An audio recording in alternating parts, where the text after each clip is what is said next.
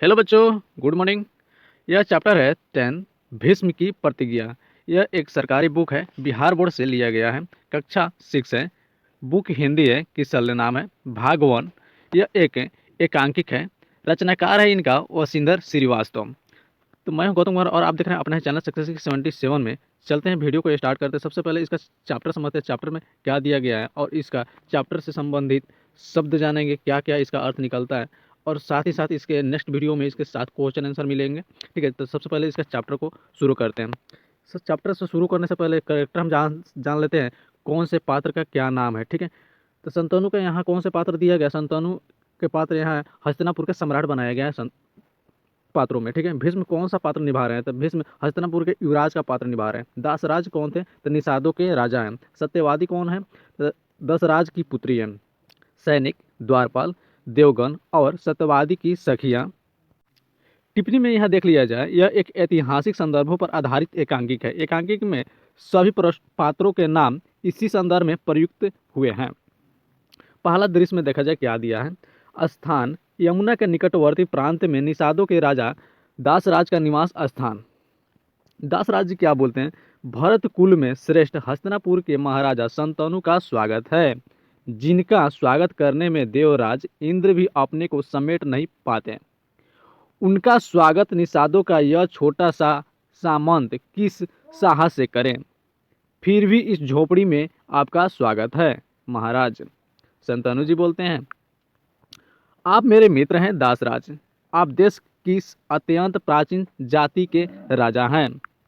आपके पूर्वज निषाद राज गुरु को भगवान रामचंद्र का सखा होने का गौरव प्राप्त था। मैं इस संबंध को, इस स्नेह सूत्र को और भी दृढ़ बनाने के लिए विचार से यहाँ आया हूँ, यानी दृढ़ बनाने के विचार से यहाँ आया हूँ।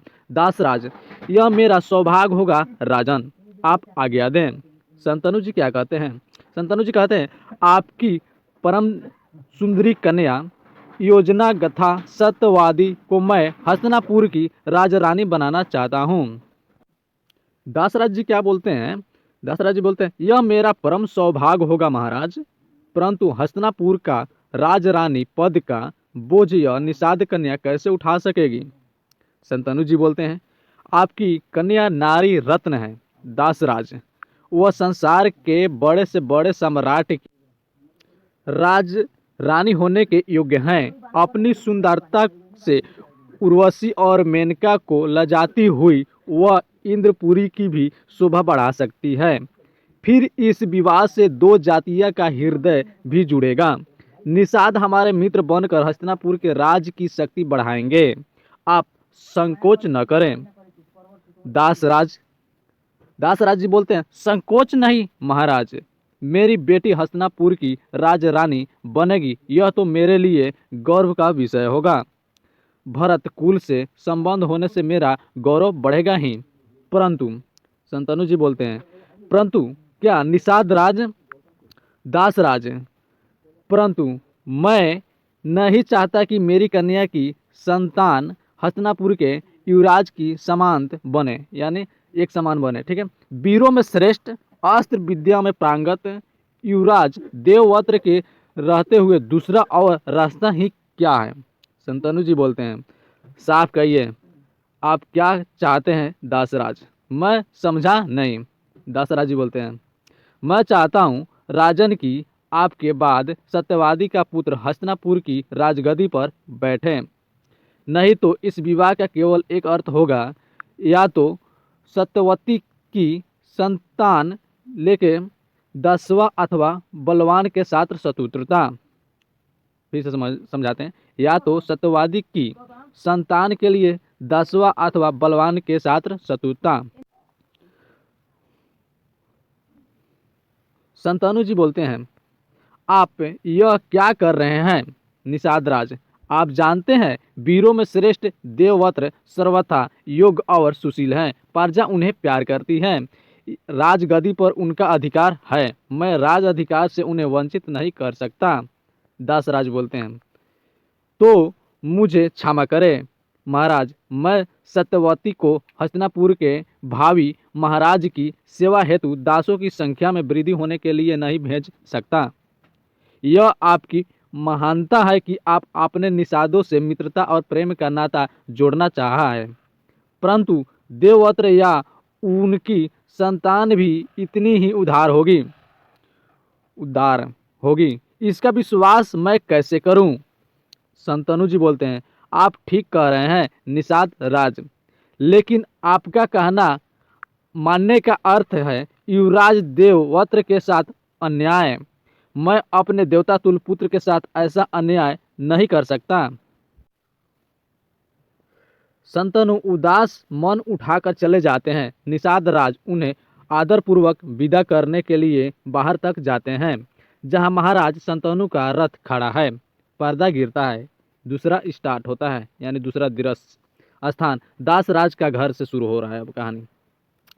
दासराज की पुरी में एक बार फिर हलचल है। आज पुरी में हस्तिनापुर के राजकुमार देवव्रत पधारे हैं। उनके साथ कुछ सामंत और नौकर चाकर भी है। दासराज सबको बैठने का संकेत करते हुए, आइए युवराज, जिनके वानों को बौछार से गंगा की धारा रुक गई थी, जिनकी वीर भुजाओं की छाया में हस्तिनापुर राज की प्रजा सुख की नींद सोती है, जिनसे मित्रता करने के लिए देव गंधर्व यश सब ललायित रहते हैं, ऐसे वीर शिरोमणि देवव्रत का निषादपुरी में स्वागत है। कहिए क्या आज्ञा है? देवव्रत, निषाद राज, मैं आज्ञा देने नहीं आया हूँ, आपसे प्रार्थना करने आया हूँ। मैं माँ सत्यवती को हस्तिनापुर ले जाने के लिए यहाँ आया हूँ। पिताजी जब से यहाँ से गए मैं उदास हैं। वे आज राज दरबार में भी नहीं आए। मैं पिताजी का दुख नहीं देख सकता। बताइए क्या बात है? दासराज, तो महाराज ने आपसे कुछ बताया नहीं? मैंने तो उनसे अपनी बात साफ साफ कह दी है। देवव्रत, नहीं, उन्होंने मुझे कुछ नहीं बताया। दासराज, ठीक है, वह आपका दिल दुखाना नहीं चाहते होंगे। मेरी शर्त भी तो असंभव है। मैं जानता हूँ उसे मानना आपके पास अन्याय करना होगा। देवव्रत, बात क्या है? मैं भी तो सुनूं। आप निसंकोच रहें। दासराज, मैंने महाराज से कहा था कि मैं सत्यवती का विवाह तभी कराऊंगा जब उसका पुत्र ही हस्तिनापुर की राजगद्दी पर बैठे। देवव्रत, मुझे यह सत्र मंजूर है। मैं प्रतिज्ञा करता हूँ कि मैं हस्तिनापुर की राजगद्दी पर नहीं बैठूंगा। सत्यवादी का पुत्र मेरा भाई ही हस्तिनापुर की गद्दी पर बैठेगा। मैं उसकी सेवा करूंगा, जैसे आज हस्तिनापुर के सम्राट की कर रहा हूँ। दासराज, धन्य है राजकुमार, आप निश्चय ही अपनी प्रतिज्ञा का पालन करेंगे, मुझे इसमें जरा भी संदेह नहीं है। परंतु आपकी प्रतिज्ञा का पालन क्या आपकी संतान भी करेगी? ऐसा न हो कि यह विवाह झगड़े की जड़ बन जाए, और यह बहुत बुरा होगा, क्योंकि तब वह दो जातियों का झगड़ा बन जाएगा।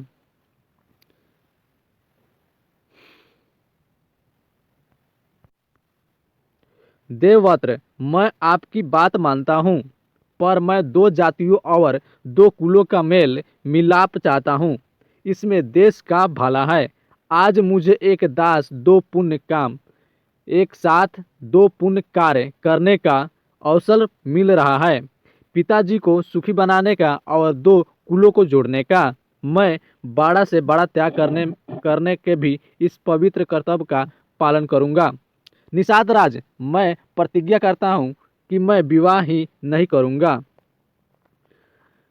दाहिना हाथ ऊपर उठाकर। आकाश के सूर्य, चंद्र, अंतरिक्ष के देवता, सब चीज़ों के धारण करने वाली पृथ्वी, संसार की प्रत्येक वस्तु में रहने वाली अग्नि, दसों दिशाओं के दिक्पालों, आप सब कान खोलकर सुन लें और साक्षी रहें। देवव्रत आजीवन ब्रह्मचारो रहेगा, यानी ब्रह्मचारी रहेगा। ठीक है। देवव्रत की प्रतिज्ञा सुनकर निषाद राज अवाक रह जाते हैं। आकाश से फूले की वर्षा होती है और ध्वनि आती है। भीष्म, देवव्रत ऐसी प्रतिज्ञा करने वाला न अब तक पैदा हुआ है न होगा। आज से तुम्हारा नाम भीष्म हुआ। दासराज प्रसन्न होकर, मुझे अब कुछ नहीं कहना है। युवराज, मुझे महाराज शंतनु की आज्ञा शिरोधार्य है। भीष्म, ठीक है, बुलाइए माताजी को, बाहर रथ तैयार है, मैं उन्हें साथ ही ले जाऊंगा। सखियों से घिरी सत्यवती घर से निकलती है। भीष्म सत्यवती पर पैर छूते हैं। भीष्म सत्यवती का पैर छूते हैं, पर्दा गिरता है। इसका लेखक है वशिंधर श्रीवास्तव। कुछ शब्दार्थ समझ लीजिए। प्रतिज्ञा का अर्थ होता है शपथ, यानी उस जो आप प्रतिज्ञा लिए हैं उसको पूरा करने किसी भी हाल में। सामंत यानी जिम्मेदार, ठीक है। श्रेष्ठ यानी उत्तम। प्रांगत यानी निपुण, जिस भी फील्ड में आप है उस फील्ड का आप प्रांगत है, निपुण है, ठीक है। अस्त्र यानी फेंक कर चलाया जाने वाला हथियार, कोई भी हथियार होता है वो अस्त्र बोला जाता है, ठीक है। तीर धनुष। सम्राट यानी राजा को बोला जाता है सम्राट। तो नेक्स्ट वीडियो मिलेगा सारे क्वेश्चन का आंसर, ठीक है। तो यह वीडियो आपको अच्छा लगा हो, कृपया आप इस वीडियो को देखेंगे, तो वीडियो को देखने के लिए बहुत बहुत धन्यवाद। नेक्स्ट टॉपिक में मिलते हैं नेक्स्ट चैप्टर के साथ। जय हिंद।